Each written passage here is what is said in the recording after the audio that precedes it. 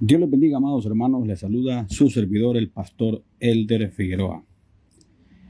Abordaremos este importante tema que lleva por título: Tú pues que enseñas a otro, ¿no te enseñas a ti mismo?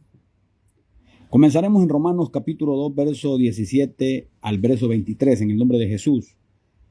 La escritura dice: He aquí, tú tienes el sobrenombre de judío, y te apoyas en la ley, y te glorías en Dios, y conoces su voluntad, e instruido por la ley, apruebas lo mejor.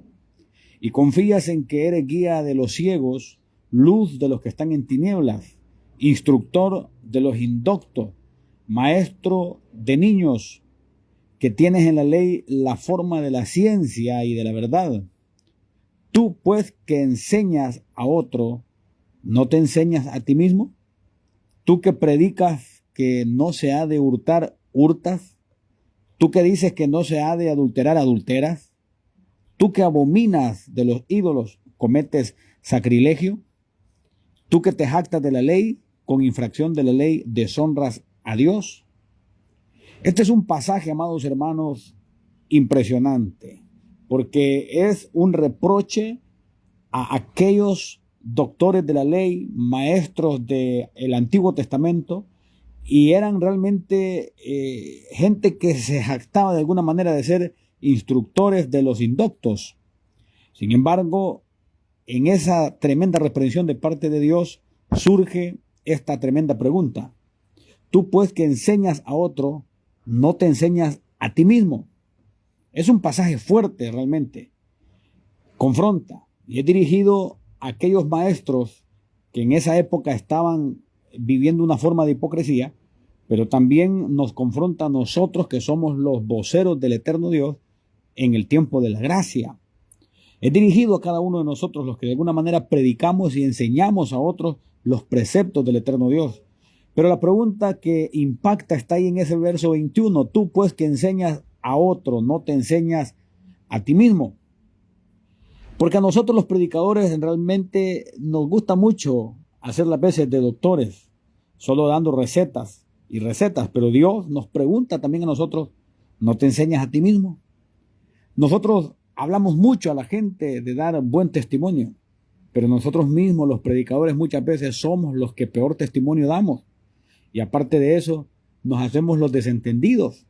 Pero Dios y la gente tienen sus ojos puestos en nosotros, y por lo tanto hoy tenemos que detenernos y meditar cómo estamos viviendo. No nos vayamos muy lejos, amados hermanos. Cristo Jesús nos habla claramente incluso de la unidad, y nosotros lo enseñamos a nuestras oyentes, a nuestras congregaciones. Y la pregunta es: ¿ya nos enseñamos a nosotros mismos cómo se practica, por ejemplo, la unidad? Espero que no estemos enseñando de la unidad únicamente porque sabemos que es un mensaje que contiene un gran poder de convocatoria, sino más bien porque sabemos que esa es la voluntad de Dios. Porque hay predicadores hablando de la unidad, pero hablando muy, muy bonito, pero no practicando la unidad. Entonces surge la pregunta: tú pues que enseñas a otro, ¿no te enseñas a ti mismo? Esto de la unidad es una tremenda confrontación de parte de Dios para los que predicamos, porque hablamos de la unidad porque queremos ver nuestro auditorio en unidad, queremos ver nuestra gente unida, pero nosotros, ¿qué tan unidos somos con los otros predicadores? ¿Vemos las otras congregaciones como parte del mismo cuerpo?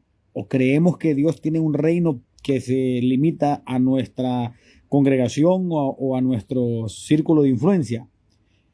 Tú que enseñas a otro, atención, tú pues que enseñas a otro, ¿no te enseñas a ti mismo? En Génesis 13:7, hablando de la unidad, encontramos algo bien interesante. Y dice la Biblia que hubo contienda entre los pastores del ganado de Abraham y los pastores del ganado de Lot. Y el cananeo y el fereceo habitaban entonces en la tierra. Esto realmente es bien fuerte, porque el verso 13 desde ya es un número de rebelión. Y ahí en ese capítulo 13 de Génesis se habla de una forma bien interesante, y es que habla de la contienda entre los pastores, atención, entre los pastores del ganado de Abraham y los pastores del ganado de Lot. Entonces hubo una división entre pastores. De manera que Dios, en el mismo verso donde está hablando de esa división pastoral, también menciona: y el cananeo y el fereceo habitaban entonces en la tierra, dándonos a entender que los que no son pueblo de él están ahí sin problema, porque no se menciona que estuviesen en problemados, pero los conocedores de Dios, los que sabían los preceptos de Dios, estaban en líos. Esto es bien fuerte, amados, porque sigue ocurriendo en este tiempo.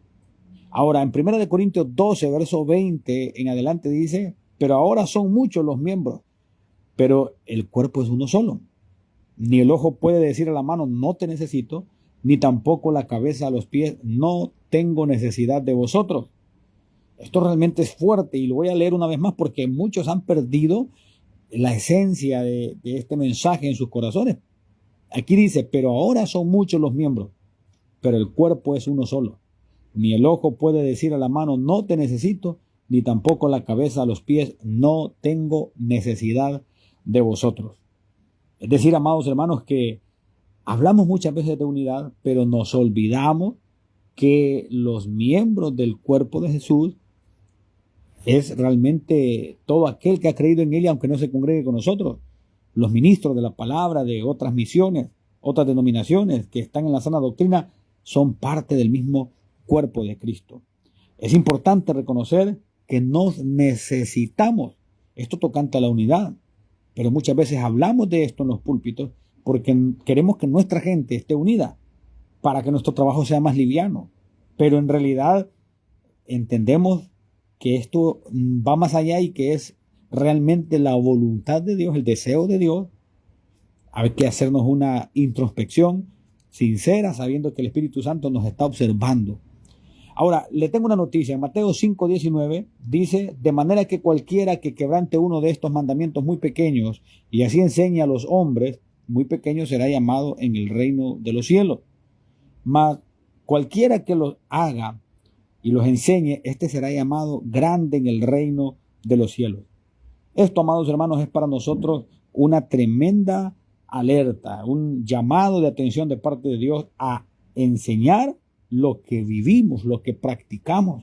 Pero muchas veces cometemos el error de recetar como médicos, pero no recetarnos a nosotros mismos. Muchas veces cometemos el error de recomendarle a la gente ciertas cosas que nosotros no estamos recomendándonos a nosotros y ni siquiera las practicamos. Ahora, en la versión Torres Hamad dice: y así el que violare uno de estos mandamientos, por mínimos que parezcan, y enseñare a los hombres a hacer lo mismo, será tenido por el más pequeño, esto es, por nulo, en el reino de los cielos. Pero el que lo guardare y enseñare, ese será tenido por grande en el reino de los cielos.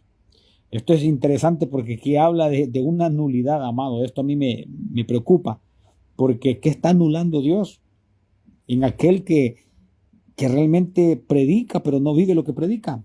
Es peligroso.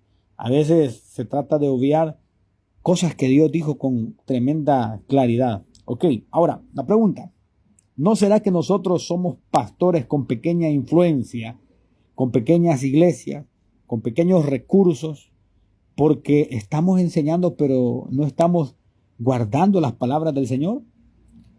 Traigamos las palabras de Cristo Jesús y meditemos en ellas. Mateo 25:23 dice: su Señor le dijo: bien, buen siervo y fiel. Sobre poco has sido fiel, sobre mucho te pondré. Entra en el gozo de tu Señor. Nos gusta predicar, amados. Nos gusta hablar de estas cosas en las congregaciones. Pero ¿cómo estamos nosotros? ¿No será que nos estamos olvidando de algo que Dios nos quiere decir, amados hermanos? Dios nos está exhortando por medio de su palabra. Y por supuesto, yo soy el primero aquí, soy el que está compartiendo este mensaje. Es el primero que es reprendido, exhortado, motivado, consolado, pero confrontado, hermanos, de parte del Señor y por medio de su buena palabra. Porque tenemos que enseñar, pero tenemos que vivir lo que enseñamos. Ahora, Cristo Jesús nos dio una clave para poder impactar a las multitudes como pueblo de Dios en general. Y a veces los pasamos por alto. Y eso está en Juan 17:20 al 21 y dice: Mas no ruego solamente por estos, sino también por los que han de creer en mí por la palabra de ellos, para que todos sean uno, como tú, oh Padre, en mí y yo en ti, que también ellos sean uno en nosotros, para que el mundo crea que tú me enviaste. Si el mundo ve nuestra unidad, creerá que Cristo Jesús fue enviado por el Padre. Ahí hay un gran misterio. Pero el Señor lo que nos muestra es que seamos unidos para que el mundo crea que Jesús fue enviado por el Padre. Es decir, la obra de Jesús en nosotros se tiene que dar a conocer con el hecho de que seamos unidos. Ahora, pero viene aquella falsa iglesia conocida como la Gran Ramera, convoca a sus cardenales y todos aquellos que usan esas vestimentas queriendo mostrar espiritualidad, pero que no se apegan a la Biblia, y todos se abocan como un solo ejército ordenado. Y el mundo, al verlos por los noticieros y aquella situación pomposa, realmente aparente unidad, pero hay una unidad ahí que no es respaldada por Dios, pero hay una unidad humana ahí. El mundo, al verlos por los noticieros, sigue creyendo que esa gran ramera es la iglesia fundada por Jesucristo, pero nosotros seguimos poniendo nuestras propias agendas antes que la agenda de Dios, y no entramos en lo que realmente Dios nos demanda, es en la unidad. Mientras tanto, la gran ramera convoca a sus elementos, a sus cardenales, a sus obispos, a toda su gente, y se reúnen en una doctrina de idolatría, pero se reúnen. Y nosotros, qué difícil es que nos reunamos, qué difícil es, pero predicamos de la unidad a nuestra gente internamente, pero externamente no estamos practicando la unidad. Esto es un llamado de atención que Dios nos hace a nosotros y nos hace esa pregunta. Tú, pues, que enseñas a otro, ¿no te enseñas a ti mismo?